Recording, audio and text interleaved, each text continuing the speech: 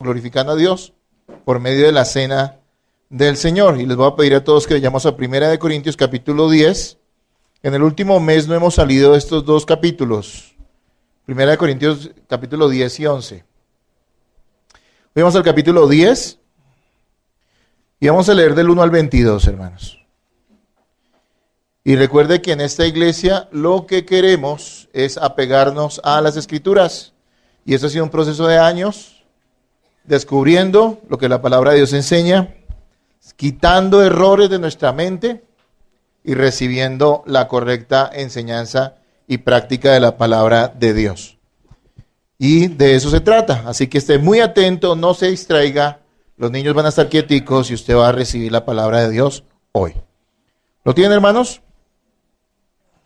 Dice la palabra, 1 Corintios 10, del 1 al 22, porque no quiero, hermanos, que ignoréis que nuestros padres, todos estuvieron bajo la nube y todos pasaron el mar. Y todos en Moisés fueron bautizados en la nube y en el mar. Y todos comieron el mismo alimento espiritual. Y todos bebieron la misma bebida espiritual, porque bebían de la roca espiritual que los seguía, y la roca era Cristo. Pero de los más de ellos no se agradó Dios, por lo cual quedaron postrados en el desierto. Mas estas cosas sucedieron como ejemplo para nosotros, para que no codiciemos cosas malas como ellos codiciaron, ni seáis idólatras como algunos de ellos, según está escrito, se sentó el pueblo a comer y a beber y se levantó a jugar. Ni forniquemos como algunos de ellos fornicaron y cayeron en un día 23,000. Ni tentemos al Señor como también algunos de ellos lo tentaron y perecieron por las serpientes. Ni murmuréis como algunos de ellos murmuraron y perecieron por el destructor. Y estas cosas les acontecieron como ejemplo y están escritas para amonestarnos a nosotros, a quienes han alcanzado los fines de los siglos. Así que el que piense estar firme, mire que no caiga. No os ha sobrevenido ninguna tentación que no sea humana, pero fiel es Dios, que no os dejará ser tentados más de lo que podáis resistir, sino que dará también juntamente con la tentación la salida para que podáis soportar. Por tanto, amados míos, huid de la idolatría, como a sensatos os hablo. Juzgad vosotros lo que digo. La copa de bendición que bendecimos no es la comunión de la sangre de Cristo. El pan que partimos no es la comunión del cuerpo de Cristo. Siendo un solo pan nosotros, con ser muchos, somos un cuerpo, pues todos participamos de aquel mismo pan. Mirad a Israel según la carne, los que comen de los sacrificios, ¿no son partícipes del altar? ¿Qué digo pues? ¿Que el ídolo es algo o que sea algo lo que se sacrifica a los ídolos? Antes digo que lo que los gentiles sacrifican, a los demonios lo sacrifican y no a Dios. Y no quiero que vosotros os hagáis partícipes de los demonios. No podéis beber la copa del Señor y la copa de los demonios. No podéis participar de la mesa del Señor y de la mesa de los demonios. ¿O provocaremos a celos al Señor? ¿Somos más fuertes que Él? Yo creo que todos leen el versículo 21 en voz fuerte ahora, hermanos. No podéis beber la copa del Señor y la copa de los demonios. No podéis participar de la mesa del Señor y de la mesa de los demonios. Leámoslo una vez más para que se nos quede ahí en la cabeza.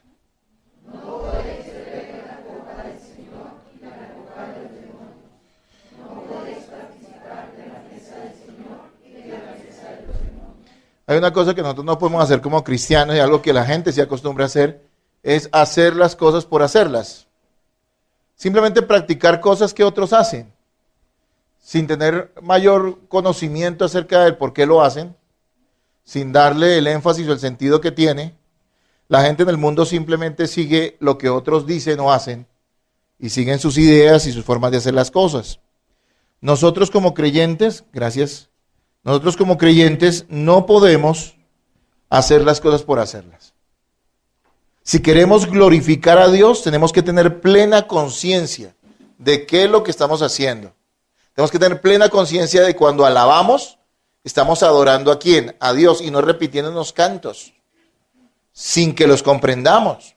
Por eso es tan importante que comprendamos la letra de lo que cantamos. Nosotros no traemos simplemente dinero o aportamos para algo o damos un donativo, de ninguna manera. Nosotros tenemos que ser conscientes que nuestros diezmos y ofrendas son actos de adoración y de reconocimiento de lo que Dios ha hecho por nosotros. Así que no es válido dar simplemente por dar. Hay que hacerlo de corazón. Es lo que la palabra de Dios nos enseña. Lo mismo cuando recibimos la palabra. No venimos a escuchar a una persona que nos viene a transmitir sus ideas, sino que somos conscientes que aquella persona a la cual le hemos confiado la enseñanza bíblica de nuestra congregación nos está transmitiendo la verdad de la palabra de Dios y no una cosa extraviada. Y por lo tanto tenemos que valorar lo que se enseña y no distraernos ni pensar en otras cosas, sino recibir la palabra de Dios en nuestro corazón. Y cuando participamos de la cena del Señor, no podemos pensar, y por eso hice un alto, y he venido meditando eso hace mucho tiempo, y les dije hace un mes cuál era el valor, el significado, de acuerdo a 1 Corintios 11, de la mesa, ¿sí? Los corintios habían hecho de la mesa del Señor un desorden, y lo que era un símbolo de unidad terminó siendo un símbolo de división entre ellos. No se unían para participar de ese ágape, de esa reunión amorosa, para estar juntos y compartir, sino que cada uno quería exhibirse y mostrar la calidad o la cantidad de lo que traía, y cada uno tenía sus bandos, y Pablo dice, bueno, incluso eso es bueno, porque cuando hay bandos es que quiere decir que alguno de esos bandos no es del Señor, y eso va a sacar a la luz quiénes son de Cristo, quiénes son aprobados. Pero habían hecho eso un desorden, una desunión. Simplemente le habían perdido el sentido a lo que hacían.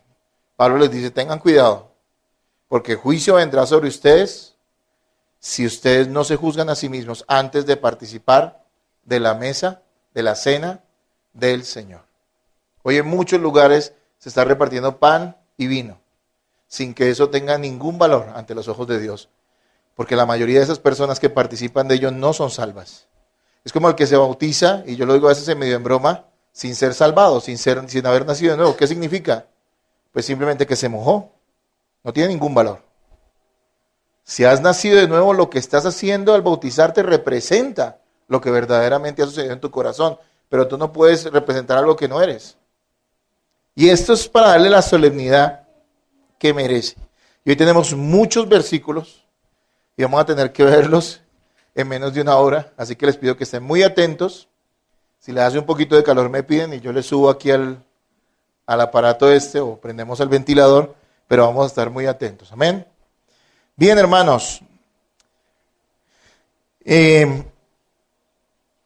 Primera de Corintios 11:29 dice, porque el que come y bebe indignamente, sin discernir el cuerpo del Señor, juicio come y bebe para sí. O sea que la clave para tomar la cena dignamente es discernir. Y discernir no solamente saber lo que estamos haciendo, tener conciencia de por qué lo hacemos, sino también juzgar nuestro corazón acerca de cómo estamos andando. Hoy veremos cómo ese discernir no se trata solo del momento en que tomamos la cena, sino de comprender que toda nuestra conducta da valor a nuestra participación de la mesa. Quienes han recibido gracia deben vivir como quienes han recibido gracia, no como idólatras. Así que pónganle mucha atención a esto. La idea a veces, y es que los seres humanos somos así, y los cristianos a veces no nos libramos de eso, de irnos como a los extremos o como de exagerar ciertas cosas o como de darle un énfasis a algo que no tiene y evitar el que verdaderamente tiene. Y es que algunas personas cuando tal vez al recibir esa enseñanza acerca de juzgarse y de tomar la cena con solemnidad y en unidad con la iglesia, piensen que lo importante es el momento, la forma en que lo hacen al venir y participar y tomar esa copa y ese pan en la mano.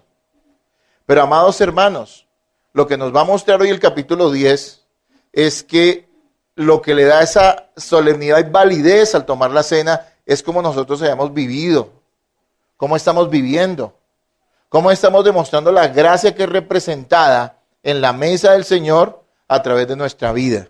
Eso es lo que quiero que hoy entendamos. Y vamos a ver dos grandes puntos. Hay que entender que en estos 22 versículos Pablo usa o toma el ejemplo del Israel del Antiguo Testamento, especialmente de esa época donde el Israel salió de Egipto hacia el desierto y anduvo 40 años por él. Y toma el ejemplo del Israel del Antiguo Testamento para alertarnos acerca del cuidado que debemos tener con el pecado. Aquí hay una alerta. Y le pido a Dios que usted no sea indiferente a eso. Porque hoy este mensaje es muy claro para todos nosotros. Hoy que participamos de la mesa. Hoy que escuchamos esta enseñanza de la palabra de Dios. Nos toma un ejemplo, y estos 2 puntos que vamos a ver hoy, primero vamos a ver el peligro. Y yo lo puse de esta manera: es peligroso vivir en pecado después de haber profesado fe en Cristo. Vamos a ver eso de los versículos 1 al 10. Es peligroso vivir en pecado después de haber profesado fe en Cristo. Y el segundo punto de hoy es peligroso involucrarse en las prácticas pecaminosas del mundo, es decir, participar de la mesa del Señor y de los demonios, como lo dice en el versículo 21. Y esto lo veremos en los versículos 11 al 22. Vamos a entender la idea de este pasaje. Algunos corintios, usted sabe que Corinto era una iglesia donde había muchos desórdenes, y Pablo escribió estas epístolas para corregir todos esos desórdenes que ellos tenían en esa congregación. Algunos corintios demostraban excesiva confianza en sí mismos al participar de prácticas idolátricas dentro de la ciudad. Y se los voy a explicar así en un lenguaje más sencillo. Habían sido salvados, pertenecían a la iglesia de Corinto, pero resulta que Corinto era una ciudad especialmente depravada. Era muy mala, muy idólatra. Era relacionada, o la idea de Corinto estaba completamente ligada a quien pensaba en Corinto, pensaba en inmoralidad sexual. O sea, era una ciudad supremamente malvada, como todas las ciudades que han existido, pero esta particularmente era así. La iglesia estaba en medio de ellos, y ellos, siendo creyentes, pues tenían que obviamente relacionarse con la gente de su ciudad, de su cultura, porque nosotros no vivimos dentro de la congregación. Estamos vinculados a la congregación, pero trabajamos, nos desempeñamos y vivimos en medio de nuestra cultura. Lo mismo le estaba pasando a los corintios. Había una inquietud que ya fue resuelta, y de hecho lo enseñamos en las prédicas pasadas, acerca de si se podía comer carne sacrificada a los ídolos o no. Pablo les dice básicamente: mire, comer carne o sacrificado a un ídolo, nada es. O sea, esto no hay problema, porque eso al fin y al cabo es carne, comida es comida, y eso no lo enriquece ni lo empobrece esto espiritualmente, digámoslo así. Pero ojo, y eso es lo que va a alertar hoy: participar de los sacrificios hechos a esos ídolos sí es un terrible pecado. Porque había algunos que eran sobrados. Mire, me pareció súper interesante este estudio. Había unos sobrados, yo quiero decir esa palabra, no sé si me la entienden, sobradez, ¿no? ¿Sí? Sí la entienden, ¿no? Es decir, no, yo puedo con eso. A mí eso no me afecta, decían algunos. Así que se involucraban dentro de esas fiestas, algunos de ellos, y creían que eso no hacía nada. No, pues yo soy cristiano, yo tengo conciencia de quién es Dios. Por eso no hay ningún problema de que yo me involucre en esas cosas, o participe de alguna manera en esas fiestas. Cuando hablamos de sacrificios, son las fiestas paganas que ellos tenían, ¿sí? Donde ofrecían sacrificios a sus ídolos y hacían una cantidad de cosas deshonestas. Mire muy bien y ubíquese en el contexto que le estoy planteando acerca de por qué Pablo escribe esto a los corintios. Vuelvo y le repito: no había problema en comer carne sacrificada a los ídolos, porque la carne es carne, la comida es comida. Pablo les hace una salvedad: si algún hermano es débil de conciencia y usted hace eso enfrente de él, o frente a un inconverso que sabe que eso fue sacrificado a los ídolos, absténgase. No es pecado, pero sí va a ser pecado que usted sea tropiezo para otro.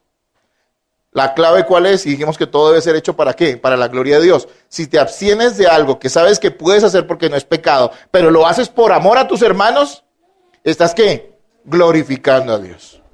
¿Hasta dónde llega mi libertad cristiana? Bueno, soy libre como creyente, despojado de todas esas creencias tontas que el mundo tiene y religiosas, pero ciertamente todavía tengo una deuda de amor con Cristo y una deuda de amor con mis hermanos.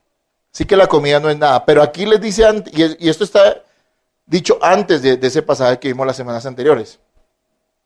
Está diciendo, pero ojo, si ustedes se involucran en esas festividades, sí están pecando contra Dios y sí se están identificando con esas falsedades. De hecho dice que quien adora a un ídolo, adora a quién, a los demonios, ¿sí? Y tenemos que tener eso muy claro en nuestra conciencia y en nuestro corazón. Con bastante presunción, algunos corintios creían que al haberse bautizado y al participar regularmente en la cena del Señor, los protegía del pecado y del juicio, hacer esas cosas. Pablo procura contrarrestar este engaño de parte de ellos, mostrándoles el ejemplo del Israel del Antiguo Testamento, de entre los cuales hubo muchos que participaron de las bendiciones del pueblo de Dios sin que realmente fueran parte de él. Por favor, ponga atención a lo que el Señor hoy nos quiere enseñar. Pablo les dice, ¿están confiados en sí mismos? ¿Ustedes creen que pueden jugar con el pecado? ¿Creen que pueden jugar con la idolatría? Tengan cuidado. Algunos están confiando en que fueron bautizados. Algunos están confiando, o es la idea que extractamos de acá por lo que Pablo va a explicar. Algunos están confiando en que han sido bautizados o que participan regularmente de la mesa del Señor. Y recuerden que ese símbolo no les garantiza siquiera que ustedes sean parte del pueblo de Dios. Porque si no hay evidencia de esa vida espiritual, de ese amor por Cristo y de ese apartarse de la idolatría del pecado, posiblemente aunque ustedes estén en medio de la iglesia y sean bendecidos en medio de la iglesia con las bendiciones terrenales que Dios da a la iglesia, no significa que ustedes sean parte de la novia de Cristo o del cuerpo celestial de Cristo. Y es duro, pero es lo que Pablo les dice. ¿Qué ejemplo toma? Les dice, no quiero que ignoren. Acuérdense de los israelitas. Todos se consideraban el pueblo de Dios. Y todos los que nacieron como israelitas, especialmente en esa época, que creo que es donde enfoca esa memoria de recordar el pueblo de Israel en esa época particular cuando salieron de Egipto y estuvieron 40 años en el desierto, les dice, recuerde que todos fueron bendecidos. Pero recuerden que al final no todos entraron a la tierra prometida. ¿Cuál es la gran bendición al salir de Egipto? ¿Qué era lo que anhelaban los israelitas cuando salieron de Egipto? Si no era ir a la tierra que fluía leche y miel. ¿Cuántos llegaron al final? Porque miren, tengo que decirlo, pero es aterrador. Pablo usa esto porque es contundente. Quiere quitarle la confianza en sí mismo y quiere que esa confianza vuelva a Cristo. Que dejen de pensar que porque participan de los cultos y algunos se bautizan, a veces ni siquiera se bautizan, como pasa hoy, ¿no? Muchos se bautizan a veces sin saber siquiera qué fue eso y participan de la mesa, entonces yo ya tengo garantizado el cielo y les dicen, no, amigos, porque los israelitas recibieron muchas bendiciones y al final solo unos pocos entraron a la tierra prometida. ¿Pero por qué? Porque Dios no quiso que entraran, básicamente porque ellos demostraron a lo largo de su estadía en el desierto que no eran gente de fe, sino incrédulos por lo que hicieron. Entonces, hermanos, veamos cuáles son esas bendiciones que los israelitas recibieron. Del versículo 1 al 4 nos va a mostrar eso.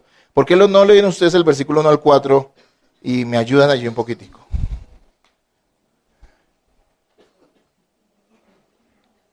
Léanlo ahora, por favor.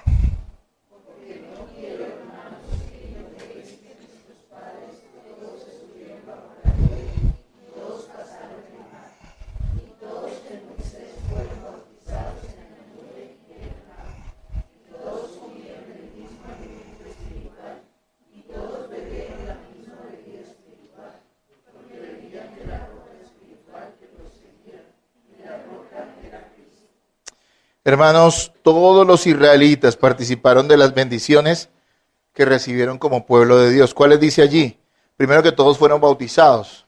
¿Bautizados en quién? En Moisés, identificándose como un solo pueblo al salir de la esclavitud de Egipto. Ellos fueron sumergidos. Recuerda que la palabra bautismo quiere decir en esencia sumergir. Ellos fueron sumergidos en Moisés, y Moisés es un tipo de Cristo. Sumergidos, número 1, dice allí que en la nube. ¿Se acuerdan de la nube?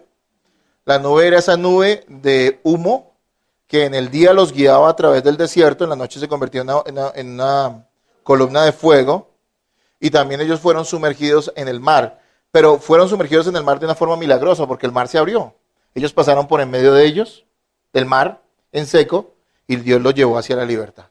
Así que todos pasaron allí. No solo los que eran de fe, también participaron de eso, ¿quiénes? Los que eran simplemente judíos por tradición, por nacimiento, habían sido circuncidados. Muchos de ellos demostraron con el tiempo que no eran gente de fe, pero sin embargo recibieron esa bendición. Allí de atrás no se quedaron los que, bueno, ese me parece que no es como tan judío. Quédese acá. No, todos que pasaron, ¿sí? ¿Qué más bendiciones recibieron? Dice, todos comieron del mismo alimento espiritual. Todos. ¿Qué alimento sobrenatural recibieron los judíos en el desierto?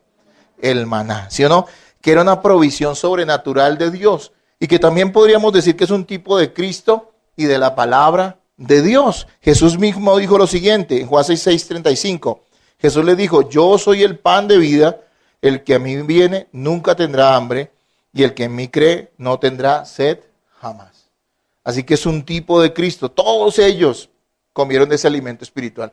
No había distinción entre ellos, no había distinción. Todos parecían pueblo de Dios, todos estaban vinculados al pueblo de Israel, todos pasaron por en medio del mar, todos fueron guiados por la nube en medio del desierto, todos recibieron el alimento sobrenatural. Y también nos dice que todos bebieron de la misma roca espiritual. ¿Cuál es esa roca espiritual?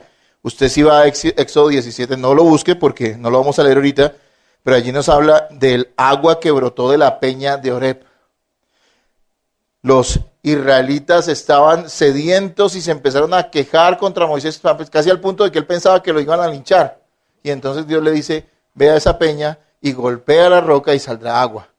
Y el agua los libró de la sed. Esa peña también es un tipo de Cristo. Todo esto era una sombra, representaba, no que fuera Cristo, sino que representaban al Cristo que habría de venir. Ellos tuvieron a través de esas señales, de ese humo, de ese mar abierto, de ese maná, de esa peña de Oreb, tuvieron unas bendiciones terrenales que representaban a Cristo que traería esas bendiciones espirituales y eternas para el pueblo de Dios.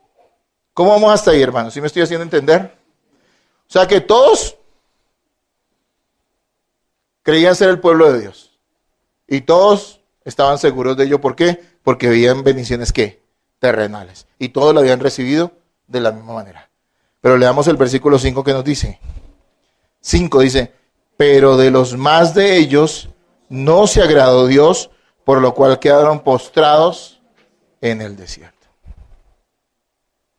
Hermanos, a pesar de que todos recibieron estas bendiciones como pueblo de Dios, aún así la mayoría de ellos no recibió bendición plena, o la bendición plena que era ¿qué? La tierra prometida.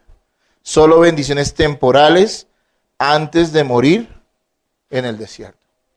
La realidad de todo esto es que aunque todos recibieron esas bendiciones espirituales, lo que nos está diciendo aquí Pablo es que no todos recibieron la plenitud de la bendición. Y la plenitud de la bendición es Cristo. Y la plenitud de la bendición era recibir esa promesa que también nos muestra, porque recordemos que para nosotros nuestra tierra prometida es ¿quién? Cristo, ¿sí? A quien anhelamos ir, ¿sí? Y en quien estamos ahora. Hermanos, alguien puede beneficiarse de las bendiciones terrenales del pueblo de Dios al ser parte de una congregación, una iglesia, y sin embargo no agradar a Dios. Miren qué interesante es esto, y algo que nos advierte, y está dentro del hecho que apunta en este versículo, capítulo 10 y en el capítulo 11, a decirle a los corintios que deben tener cuidado en la manera en que participan de la mesa del Señor, o que viven la vida cristiana, para que la mesa del Señor represente algo realmente importante para ellos. Sí, todos recibieron bendiciones, pero la mayoría no recibió lo que prometió. ¿Ustedes se acuerdan cuántas personas de las que salieron con Moisés de Egipto entraron a la tierra prometida? De las que salieron, entraron muchas, pero eran los hijos de ellos. ¿Cuántos? 2, ¿no es cierto? ¿Quiénes? Josué y Caleb, ¿no es cierto? Fueron los únicos. El resto todo ¿qué? Recibió sí agua, recibió maná. Vieron algo asombroso que yo creo que pocas personas han visto, nadie ha visto, y es que el mar se abra en dos. Eso lo vemos hoy en películas, pero les tengo noticias, eso es falso. Eso es hecho en un computador. Eso sucedió realmente. Era impresionante. Y solo ellos tuvieron ese privilegio. Y sin embargo, eso no garantizó que fueran ¿qué? Parte del pueblo de Dios y del pueblo de Dios que entró a la tierra prometida. Hermanos, tenemos que tener en cuenta el ejemplo de Israel, quienes hicieron uso indebido de la libertad que tenían. ¿Por qué sabemos que ellos, aunque gozaron de las bendiciones del pueblo de Dios, no eran parte del pueblo de Dios espiritualmente hablando? ¿Por qué sabemos eso? por lo que nos dicen los versículos 6 al 10. Si quiere usted léalo por favor ahora. Léalo ahora.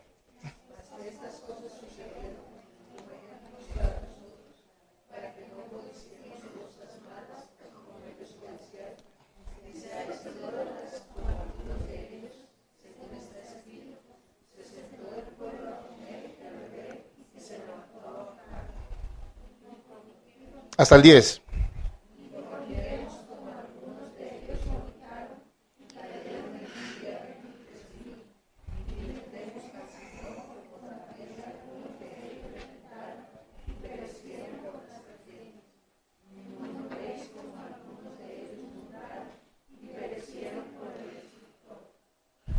Amados hermanos, la razón o la forma en que se descubrió quiénes eran del Señor y quiénes no eran de Él es porque muchos de ellos pecaron de una manera terrible en contra de Dios y vivieron en pecado a pesar de que recibieron las bendiciones del pueblo de Dios. Es posible que a lo largo de todos esos años en el desierto la gente no pudiera hacer diferencia entre un verdadero miembro de ese pueblo espiritual de Dios, ese que iba a heredar por la fe, en el caso de los israelitas, en la promesa que él había hecho de dar un Salvador, y entre aquellos que, a pesar de que disfrutaban de esas bendiciones, en el fondo eran verdaderamente incrédulos. Mire, tú le preguntas a una persona sobre doctrina y puede hablarte sobre doctrina. Y tal vez muchas de cosas que las que te diga está bien. Tú puedes hablar de una persona acerca de si cree o no cree en Jesucristo, porque hay gente que se indigna, pero yo creo en Jesucristo. Bueno, ¿se acuerdan de Santiago? Él está diciendo lo mismo que está diciendo Pablo. Muéstrame tu fe. ¿Por qué? Por tus obras. ¿Sí? Muéstrame tu fe por tus obras. Porque la fe tiene obras de arrepentimiento y tiene obras de santidad. Es decir, una vida consagrada a Dios. Y miren los pecados en los que cayeron ellos, en los que persistieron y que demostró que muchos de ellos realmente no eran parte del pueblo de Dios. Aunque ellos confiaban en ser parte de Él. ¿Sí? Mire los pecados, veamos rápidamente. ¿Cuáles son esos pecados impenitentes? Cuando hablamos de pecados impenitentes, esos pecados que realmente la gente no se arrepiente. Como aquellas personas que a veces vienen a la mesa, y discúlpeme, lo digo con todo temor y amor por ustedes, pero a veces viene, cada uno puede juzgar su corazón, pero dice, sí, yo voy a seguir en esta disputa con alguien, Dios me perdonará. Eso no es arrepentimiento. Yo vengo y participo de la mesa por quedar bien con los demás hermanos, pero ¿saben qué? Yo sigo así viviendo una vida más o menos, o en el pecado que nadie conoce, pero yo sí lo sé. Eso no es arrepentimiento. Eso es lo que estaba pasando. Externamente, la gente puede pensar lo que sea, pero aquí lo que nos está mostrando es que incluso en el pueblo de Israel eso sucedió. Y dice que primero que todo ellos codiciaban todo lo que era ¿qué? Malo. Mira tu corazón. Codiciaban lo que era malo. Hay gente que a veces está dentro del pueblo de Dios y anhela, ay, ojalá yo pudiera, ojalá yo hiciera, ojalá se permitiera. Eso ya está demostrando que incredulidad. No sé, han visto personas que a veces le dicen a uno cuando cristiano le dicen, oiga, venga, vamos a hacer tal cosa. Y usted dice, no, yo no puedo hacer eso porque yo soy un hijo de Dios. A veces muchas personas que le dicen, a veces hasta dentro de las mismas iglesias, que, ay, usted sí es exagerado. Eso está demostrando que incredulidad, yo creo. También ¿qué? Idolatría, versículo 7. Vuelvan al versículo 7. Acuérdense que aquí toca tener la Biblia abierta, hermano, porque aquí se usa la Biblia. Versículo 7, ¿qué dice? Léanlo otra vez.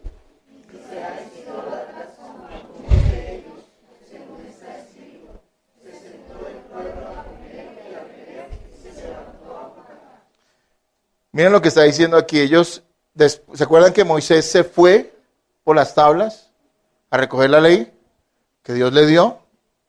Y cuando bajó, ¿qué encontró? Un festín, un desorden, una orgía. ¿Sí?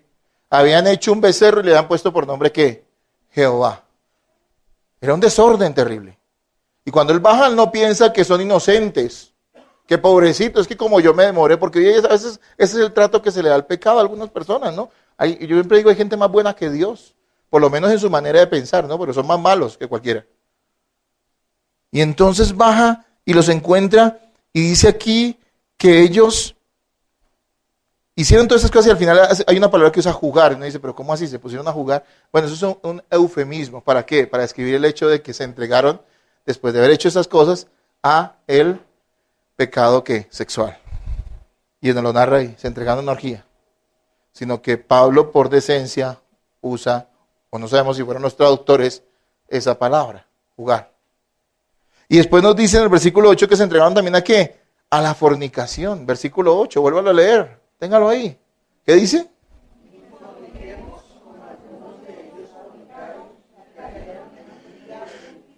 ¿Y qué sucedió? Fornicaron, se entregaron a la inmoralidad sexual. Hermanos, la inmoralidad sexual es algo grave ante los ojos de Dios. Claro, cualquier persona que no tiene a Cristo está en inmoralidad sexual y puede ser perdonado si se arrepiente y confía en Jesús. Pero quien no lo haga de corazón y quien verdaderamente Dios no le dé fe y nueva vida, hermano, seguirá en ese pecado. Y aquí dice que murieron ¿cuántos? 23,000. Y si usted va y lee allí en Éxodo, se va a dar cuenta que Moisés mandó a matar al instante 3,000. Mire, si usted lee en ese pasaje, no lo traje aquí citado, pero así está allá después de Éxodo 20. Lo que dice es que cuando Moisés vio a toda esa gente entregada a eso, le dijo, ¿quiénes están conmigo? Se puso serio. ¿Quiénes están con Dios? Y vinieron ¿quién? Básicamente todos los levitas. Y les dijo, cojan espada y maten a todos. Maten a los que estaban ahí a la mano, digámoslo. Y los mataron. Y dice que después Dios juzgó al pueblo y aparte de esos 3,000, 20,000 no murieron. ¿Por qué? Por una plaga que el Señor les envió. Por haber andado ¿en qué? En su fornicación. Es también para que usted conozca el carácter de Dios, ¿no? Porque algunos dicen, yo estoy en un seminario donde perdí la platica. Ya lo he dicho muchas veces. Me decían que es que no, Dios no mata a nadie. Dios es el diablo el que lo hace. Ellos piensan entonces que el diablo es más poderoso que Dios, porque mi Biblia dice que la vida está en las manos de Dios, no del diablo. Y Dios puede tomar la vida de cualquiera, y Dios puede tomar la vida del pecador cuando quiera, y en las circunstancias que sea, porque ellos le pertenecen a Él, y ellos han vivido para deshonrarlo. Y lo hizo con los israelitas, y hasta ese momento, los 23,000 que murieron, ¿qué había pasado con ellos? Comían del maná, habían comido del maná, habían pasado por el medio del mar. Ellos se consideraban bendecidos. Hay gente que a veces en las iglesias la seguridad es que, no, pero es que el pastor, yo le caigo bien al pastor, así que eso tiene que ser una muestra de que Dios está conmigo. Hermano, todos ustedes me caen bien, así que no es prueba de nada, ¿sí me entienden? Significa que Dios está conmigo. Algunos dicen, especialmente en ciertos movimientos cristianos, pero si yo siento el fuego, ¿eso garantiza que Dios está contigo? No dice nada la Biblia sobre eso. Pero si Dios me ha hablado, eso significa que estás loco más bien. Porque Dios ha hablado a través de ¿qué? De su palabra. No, yo estoy seguro. Tú no estás seguro en lo que la Biblia dice que debes estar seguro, que es en la fe en Cristo que da frutos de santidad. No en tu experiencia. Ellos estaban confiados en su experiencia. Yo imagino, estoy imaginándome. Tal vez veían a los demás pueblos y decían, estos impíos sinvergüenzas, si es que yo pasé por el medio del Mar Rojo y yo sé lo que es ver muros de agua al lado y lado. Si yo sé lo que es comer comida que viene del cielo, el maná. Si yo sé lo que es eso. Si yo sé lo que es que se golpee una roca y beber. ¿Usted ha tomado agua de la roca? ¿Usted sabe qué es eso? Tal vez esa era su presunción. Por eso toma el ejemplo frente a los corintios, porque algunos de ellos estaban jugando con el pecado, creyendo que no los iba a afectar.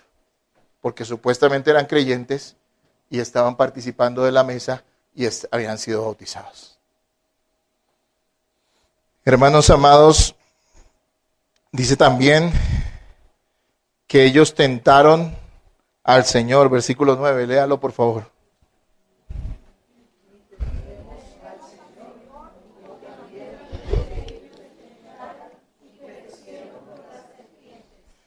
Tentar al Señor es que ellos cuestionaron la bondad y el plan de Dios. ¿Cuántas veces lo hicieron? Si usted lee el libro del Éxodo, ¿cuántas veces ellos se levantaron y dijeron, no, yo creo que Moisés fue que se equivocó. Yo creo que Dios, ¿para qué nos trajo Dios a este desierto? Se atrevieron un día, ¿no? ¿Se acuerdan cuando les envió las codornices? A decir, pero si aquí ya estamos cansados de maná. A decir los desagradecidos, ¿no? Si estamos cansados de maná. En Egipto comíamos, y creo que dicen cebollas y ajos. Imagínense, No sé por qué anhelaban eso, pero pues les parecía maravilloso. ¿Sí? Lo que estos sinvergüenzas no se acordaban es que ya eran esclavos.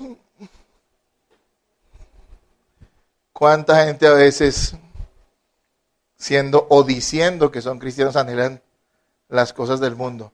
Eso es tentar ¿a quién? A Dios. Hay gente que le dice, no, es que yo era y yo, mejor dicho. Bueno, eso era. Dele gracias a Dios que ahora ya no es. Glorifique a Dios en eso. Ah, es que uno antes sí podía. No creo que un creyente pueda decir esas cosas. Yo creo que nosotros, para mí, el mundo es un mal recuerdo. ¿O sí? ¿O es un buen recuerdo para usted? Para usted el mundo es un mal recuerdo. Yo he escuchado gente así, no, pero es que yo cuando era joven y bonita y a mí los hombres me miraban y...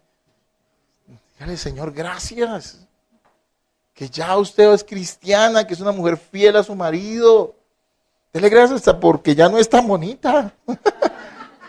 Mejor que ya no la miren, ¿sí o no? Mejor. Mejor que solo sea bonita para su esposo porque al final es lo único que importa, ¿sí o no? Y esta gente hacía estas cosas y dijeron, tentaron al Señor y Él les envió ¿qué? ¿Una plaga de qué? De serpientes. Es que el Señor trata duro. Ah, pero ellos decían, somos el pueblo del Señor, pero se estaban quejando. ¿Sí o no? Muchos se levantan a veces, llegan a la iglesia, reciben palabra en la iglesia, su vida es bendecida a través de lo que la iglesia enseña. Muchos viniendo de lugares equivocados. Y son muy bendecidos, pero como la iglesia es la iglesia del Señor, pero aún está en la tierra, es una iglesia todavía combatiente, donde hay errores y pecados en medio de los hermanos, entonces se empiezan a quejar. No, pero es que esa iglesia ya no.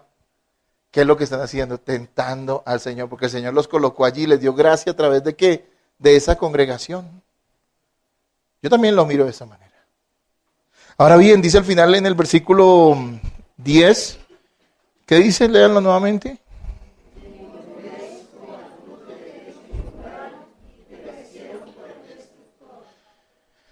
Y ellos también ¿qué? Murmuraron.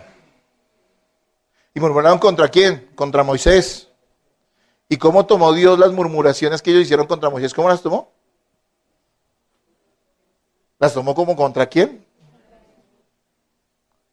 El Señor no dijo, no, eso es contra Moisés, ellos me aman a mí, porque muchos a veces dicen eso. No, a mí me caen mal esos pastores y esa gente, pero eso sí yo amo a Dios.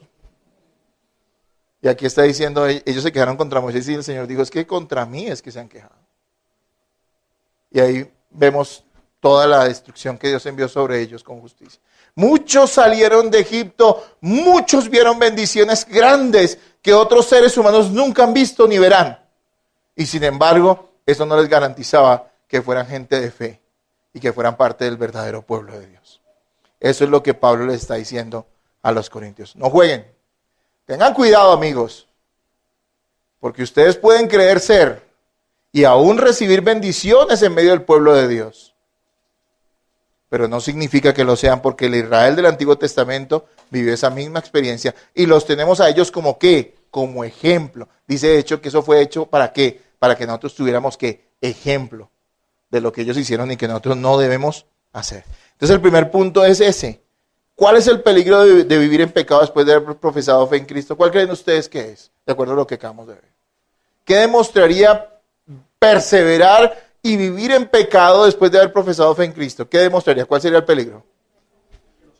Que realmente no somos parte del pueblo de Dios, que no somos verdaderamente hijos de Dios. Ahora yo, claro, obviamente, tengo que dar esto desde la gracia, que, claro, los creyentes pecan, pero la actitud del cristiano frente al pecado es completamente diferente. No es de justificarlo ni de persistir en él. El cristiano está luchando contra el pecado y está confiando en la gracia de Dios para cada día poder, aún en sus debilidades, darle honra al Señor al ver cómo Dios actúa, el Espíritu Santo actúa en su vida. ¿Sí? Cada vez vamos creciendo más. Hay una lucha intensa contra el pecado y eso va a ser siempre así. Pero no nos vamos a entregar ¿a qué? Al pecado jamás.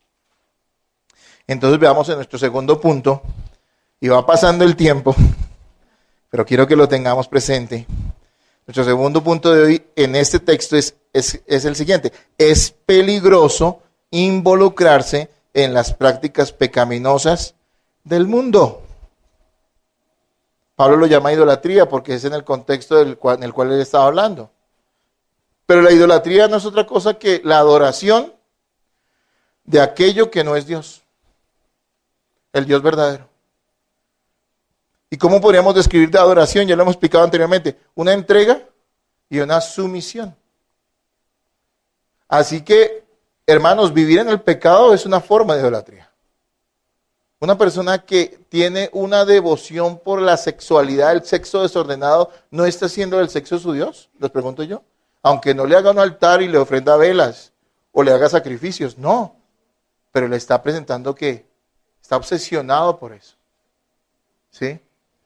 Una persona que está entregada al odio, a la mentira, al engaño, a la murmuración, está haciendo un acto idolátrico eso. Y eso es lo que quiero que vayamos entendiendo de lo que nos está mostrando el texto hoy en día. Los seres humanos tendemos a la idolatría. De hecho, todo incrédulo es un idólatra. Y los cristianos debemos cuidarnos también de la idolatría.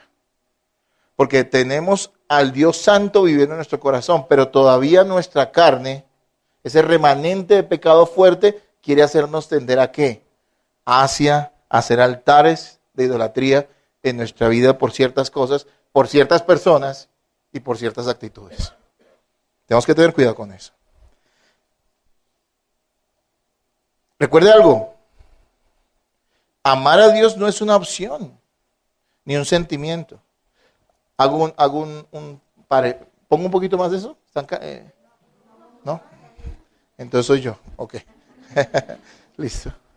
Pero yo me sacrifico por ustedes, hermanos.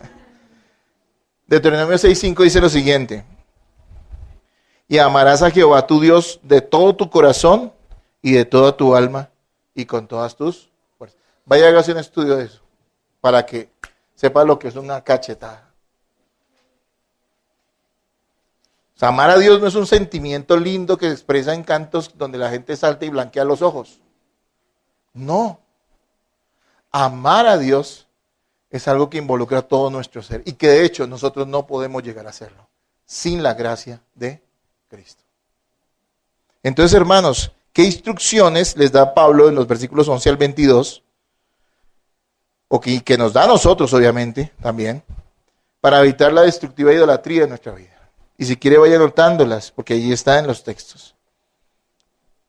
Miren, versículo 11, y usted va leyendo y me va acompañando. Listo, versículo 11, léalo. ¿Qué dice? Esa primera instrucción, ¿qué dice?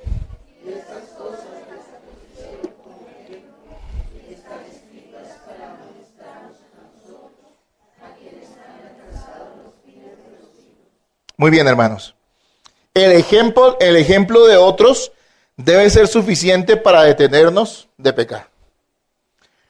Mire el ejemplo de Israel, les está diciendo, mírenlos. Ellos estaban confiados en sí mismos, no en el Señor, porque muchos de ellos no tenían verdadera fe en el Señor. Aunque recibieron todas esas bendiciones y estaban en medio del pueblo de Dios, y hasta cierto momento nadie podía hacer la diferencia entre si eran o no eran, llegó el día en que todo se destapó. ¿Por qué se destapó? Por los pecados que cometieron y en los cuales persistieron. Así que la próxima vez que alguien le diga, no me juzgue. Yo tengo otra mujer aparte de mi esposa, pero eso sí, yo voy a la iglesia y diezmo. No me juzgue porque es que usted no conoce mi corazón. Yo le digo, sí, no necesito conocer tu corazón. Tus obras hablan muy duro de lo que eres. Y no eres un hijo de Dios. Ese no es el pueblo de Dios. Si lo hubieras hecho y te hubieras arrepentido, es posible que fuera una muestra de que el Espíritu Santo aún está en ti. Bueno, aún está en ti, quiere decir, y aclaro esto porque me toca aclarar, de que sabemos que el que tiene el Espíritu Santo nunca se va de él. Pero aquellos que presumen de que le tiene el Espíritu Santo, pero viven en el pecado de una manera descarada, nunca lo tuvieron. Entonces, hermanos, el ejemplo de otros debería ser suficiente para detenernos de pecar. ¿Cuántos malos ejemplos y sus consecuencias hemos visto? Yo creo que cualquiera que lleve más de 5 o 6 años, no sé, en el Evangelio, porque los primeros años uno, como decía el pastor que yo tenía, decía, cuando llegué a la iglesia yo solo vi ángeles. Y después a algunos les empezó a salir cachos y cola. ¿Por qué? Porque a veces al principio somos así, pero cuando uno va pasando los años, ¿qué ve? Empieza a ver malos ejemplos. Yo tuve líderes míos a los cuales amaba, y de hecho amo, porque no tengo nada contra ellos, que me dieron pésimo ejemplo, que hicieron cosas terribles. Ahora, yo podría usar, si yo fuera incrédulo, ¿qué hubiera hecho con esos malos ejemplos? ¿Sí ve? Por eso yo no vuelvo a la iglesia, por esos malos ejemplos. Pero gracias a Dios Él me dio su Santo Espíritu. ¿Y qué hacía yo? Decía, uy no, yo tengo que tener cuidado porque si este que era líder hizo eso, entonces yo tengo que tener mucho más cuidado que él, y eso nunca me apartó del Señor. Así que mire esos malos ejemplos que usted ha tenido y que le sirva a usted de ejemplo para saber qué es lo que no debe hacer. No como una excusa, sino como para saber qué es lo que no debe hacer. Hermanos, versículo 12, ¿qué dice? Léanlo, por favor.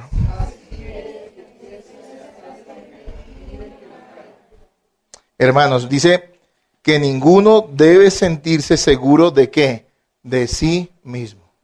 ¿Qué es lo que dice el mundo e incluso muchas iglesias cristianas? Confía en ti. Tú eres un campeón. Tú eres la obra maestra de Dios, ¿sí o no? Y yo siempre le digo a la gente, no, yo no confío en mí. Yo confío en Cristo. Y Cristo ya me dijo qué debía hacer. Entonces yo no voy a hacer lo que yo quiera, sino lo que Él me dice, porque yo confío en Él. ¿Sí?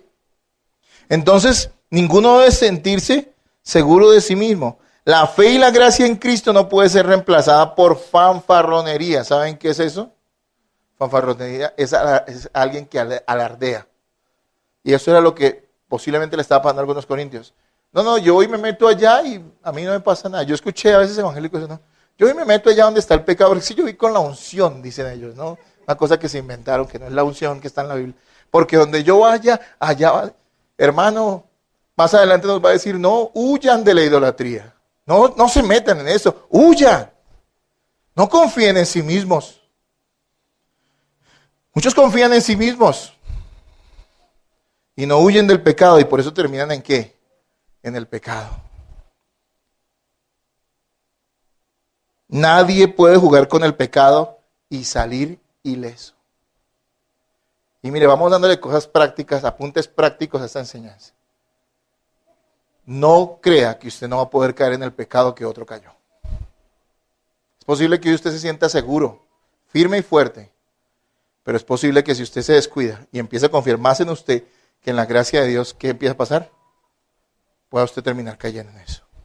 Hermanos, usted no puede pensar que va a estar lleno, escuchando música llena de sensualidad y su mente va a estar limpia. Repito, usted no puede pensar que va a estar escuchando música llena de sensualidad y su mente va a estar limpia. No me venga con ese cuento. ¿Y qué dice Filipenses 4? ¿En qué debemos pensar? Todo lo bueno y en todo lo puro. Es por eso que usted, antes de que el pecado venga, y esto lo conectamos allí, de una vez hagámoslo, en el versículo 14 y 15, léanlo de una vez si quieren, 14 y 15, ahorita regresamos al anterior, 14 y 15 léanlo, dice.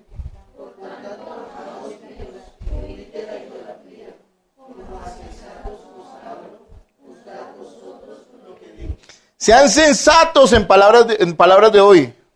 ¿Qué hagan? Huyan de la idolatría, huyan del pecado.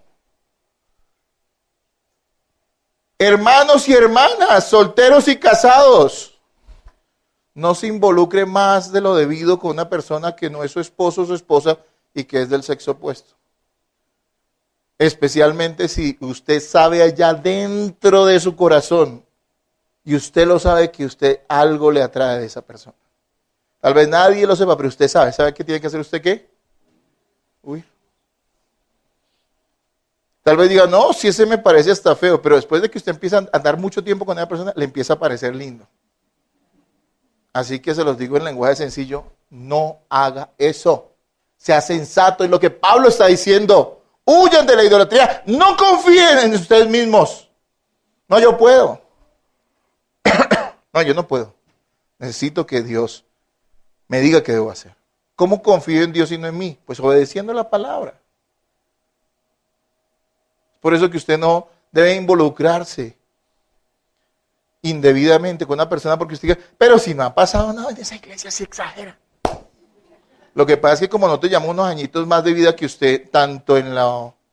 Bueno, algunos no, algunos son más viejitos que yo, pero tanto en lo natural como en lo espiritual.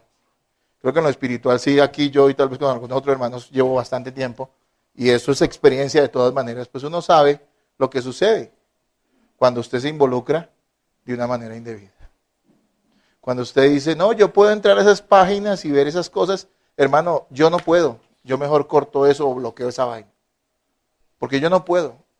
Y soy pastor, y yo prefiero que evitar, porque Pablo me dice, y la palabra de Dios me dice que yo debo ser ¿qué? Sensato. No confiar en mí mismo, porque vuelvan y léanlo allí en el versículo 12, que dice,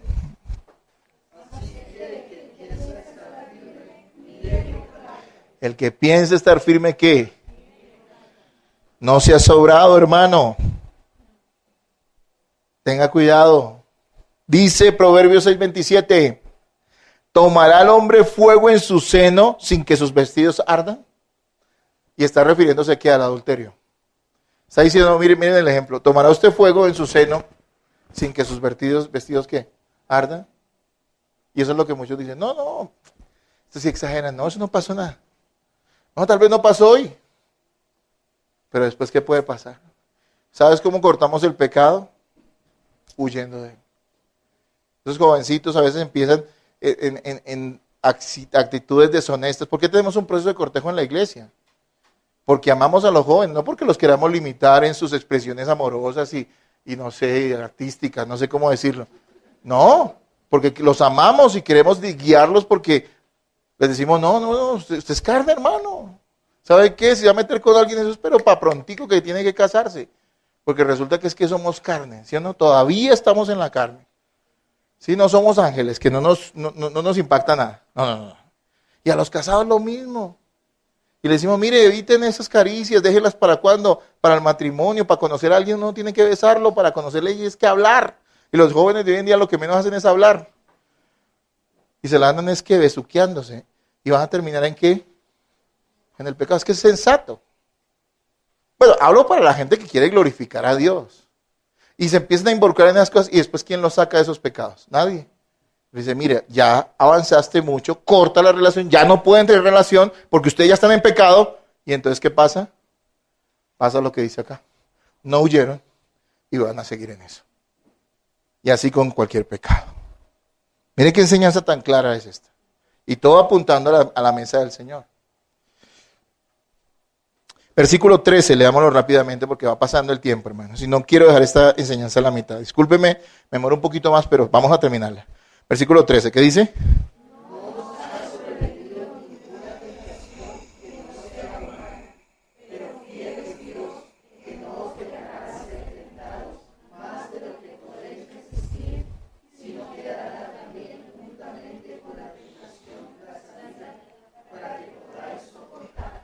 Miren, hermanos, esto que acaba de decir Pablo es un consuelo grande para los cristianos, pero también otra cosa, nos deja sin excusas.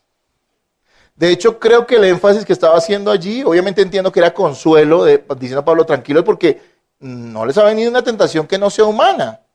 De ella van a poder salir porque Dios está con ustedes. Claro, lo está consolando, pero también le está diciendo algo. Ustedes no tienen excusa. Básicamente lo que dice allí es que cualquier tentación que nos ha venido a nosotros es como un género humano. Y miren qué lindo esto. El único que resistió en la carne como ser humano tentaciones que ningún otro ser humano ha resistido es Jesucristo. Él fue, dice en Hebreos, tentado ¿en qué? En todo. Nosotros no hemos sido tentados en todo. Él fue tentado ¿en qué? En todo, pero sin pecado. Entonces está diciendo, no, ustedes no pueden excusarse y decir, ay, pero es que, ¿qué tiene? Pero es que no me va a pasar nada. O excusarse diciendo, más bien, en este caso, más bien diciendo, lo que pasa es que ¿quién va a resistir eso? No se puede, tengo que caer en pecado porque no hay alternativa. Él les está diciendo, no olvídense, a ustedes no les ha venido ninguna tentación que no sea humana. Por lo tanto, Dios está con ustedes y Él los va a sacar de eso. Algunos dicen, no, pero ¿quién va a resistir esta presión? ¿Quién va a resistir esta tentación? ¿Quién va a resistir esta oferta?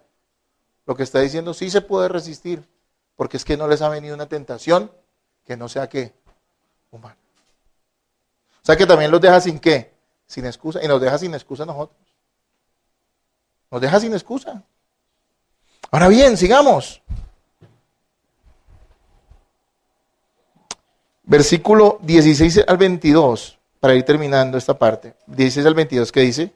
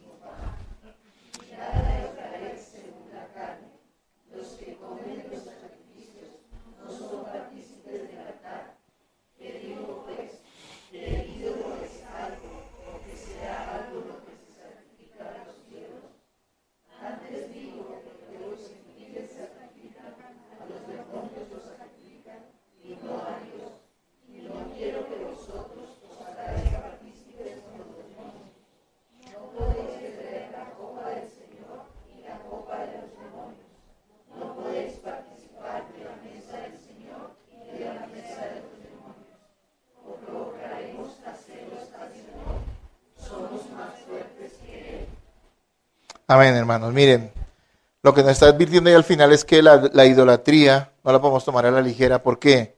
Porque en verdad es un culto a la maldad. Y él lo dice, ¿un culto a qué? A los demonios. Detrás de todas esas prácticas idolátricas y pecaminosas hay fuerzas demoníacas que básicamente ¿qué hacen?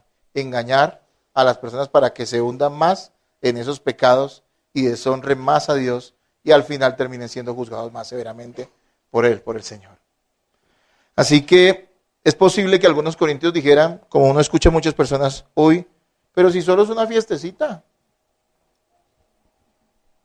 O es posible que ellos dijeran, pero si es un pequeño sacrificio como por quedar bien con los vecinos, para que no digan que uno es antipático. Posiblemente eso era lo que ellos estaban diciendo.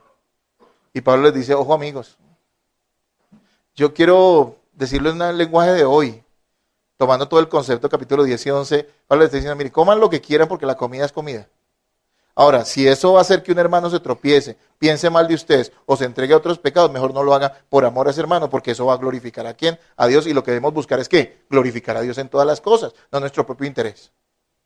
Por otro lado, hermanos, recuerden algo. Sí, comer no tiene nada, pero practicar las cosas que ellos hacen sí es completamente pecaminoso, porque uno se identifica con las cosas a las cuales le rinde tributo. Se lo estoy resumiendo lo que Pablo está diciendo allí.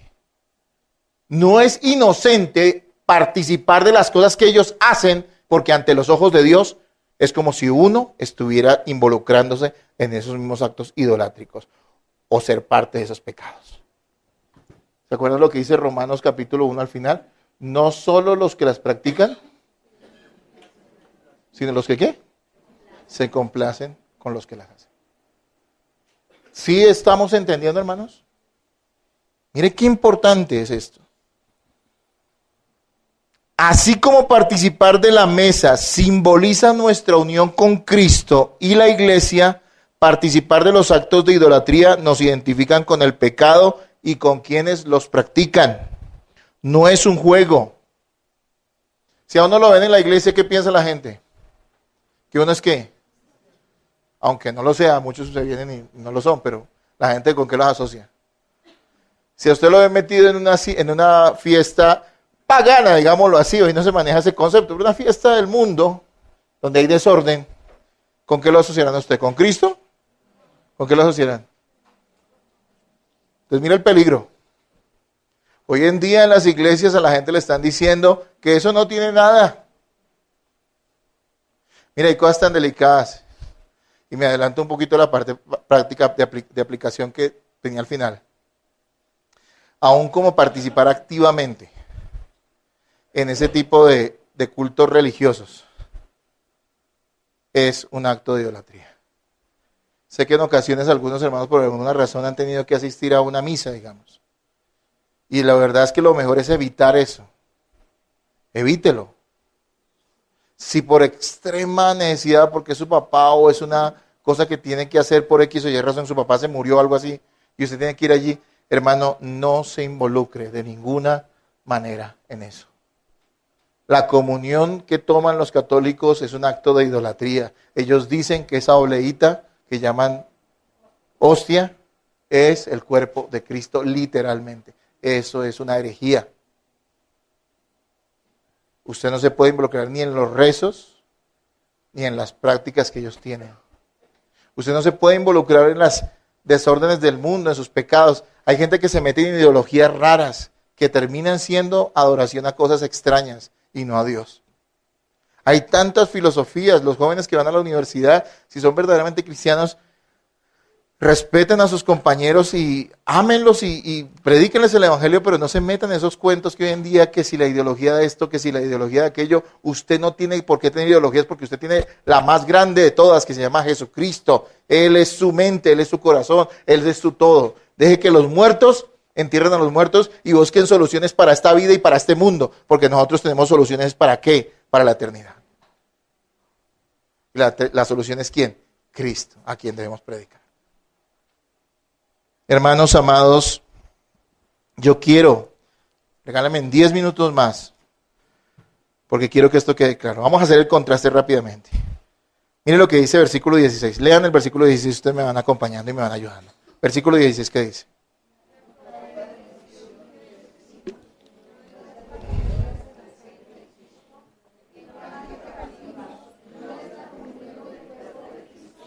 Y él toma este ejemplo. Miren, hermanos, recuerden que comer del pan y beber de la copa, aunque no es algo, digamos, un ritual, sí es sagrado. ¿Por qué? Por lo que recuerda. Así que tengan eso presente, porque los que dicen que pueden participar de estas cosas que hacen los gente del mundo en pecado terrible, esos desórdenes, y no se afectan ni se contaminan con eso, recuerden que el solo hecho de participar de la mesa nos recuerda que sí, eso nos vincula, muestra el vínculo que tenemos con Cristo, así como la mesa representa el vínculo que tenemos con Cristo. El participar de esas cosas les debe de dejar a ustedes presente que es involucrarse en ese tipo de pecados y de actos idolátricos. Versículo 17, ¿qué dice? Léanlo rápido.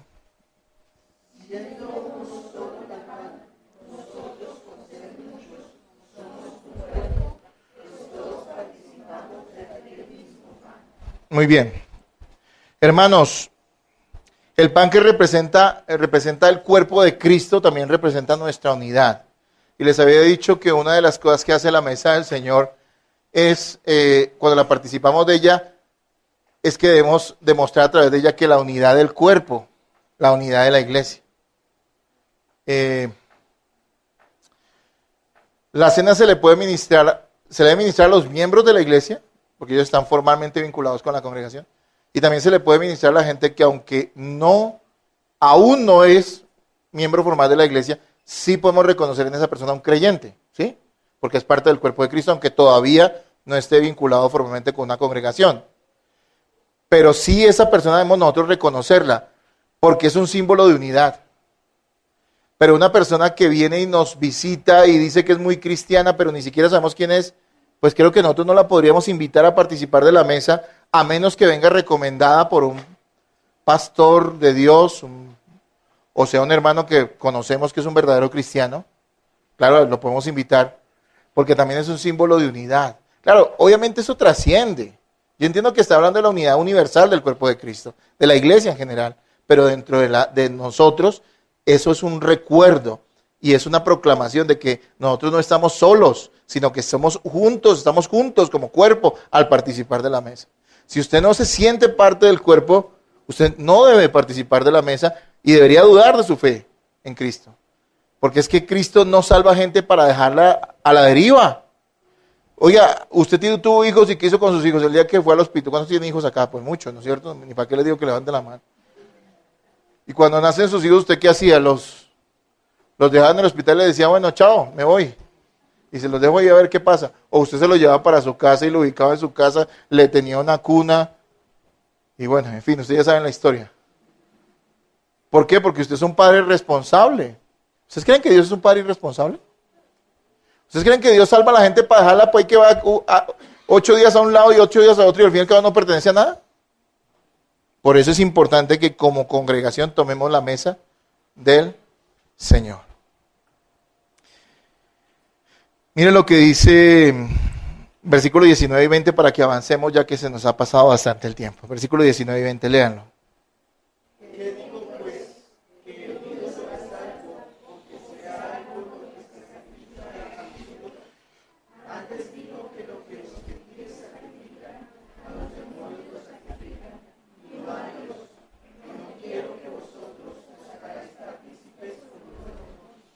Hermanos, los ídolos no son verdaderos, no existen.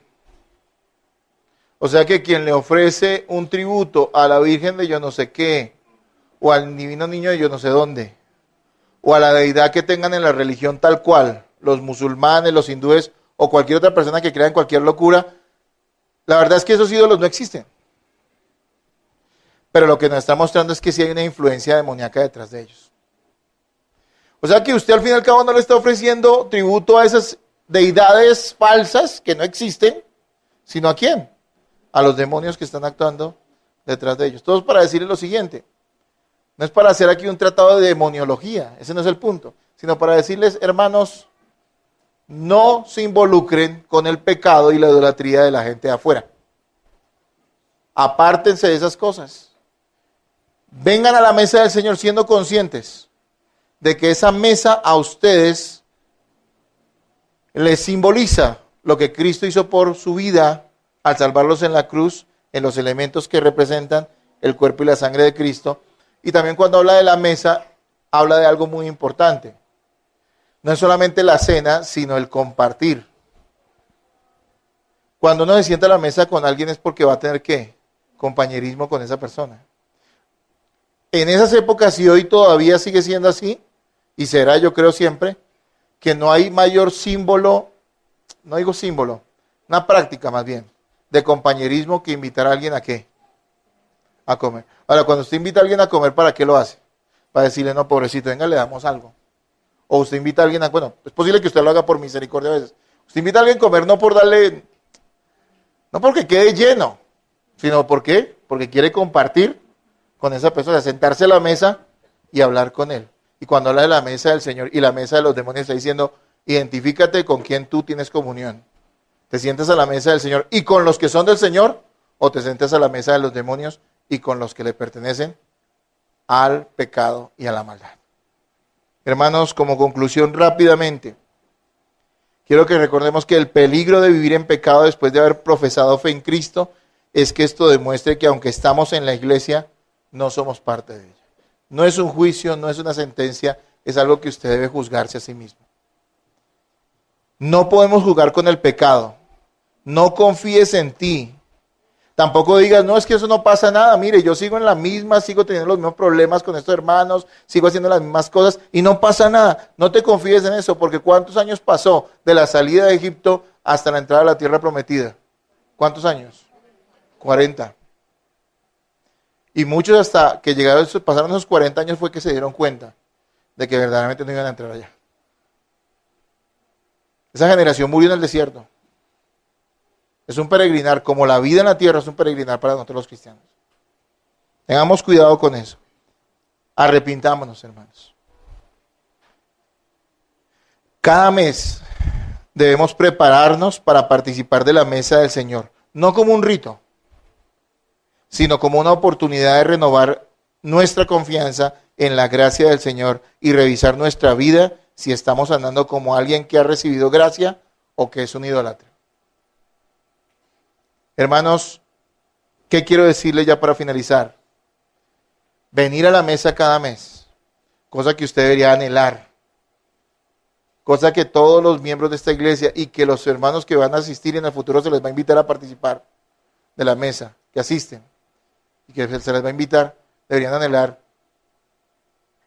Deberíamos entender, hermanos, que lo sagrado de esto no es el momento tanto, sino la manera en que hemos vivido durante el mes. Debemos prepararnos, no juguemos con Dios. Algunos vienen a la mesa y dicen, sí, lo llevo hasta el último momento. Bueno, yo sé, Señor, yo creo que yo voy a perdonar, pero siguen en lo mismo. No hagas eso, porque mira el ejemplo que toma Pablo. No sigas viviendo en ese pecado y haciendo falsas promesas en tu corazón de que lo vas a abandonar, si verdaderamente no te has arrepentido.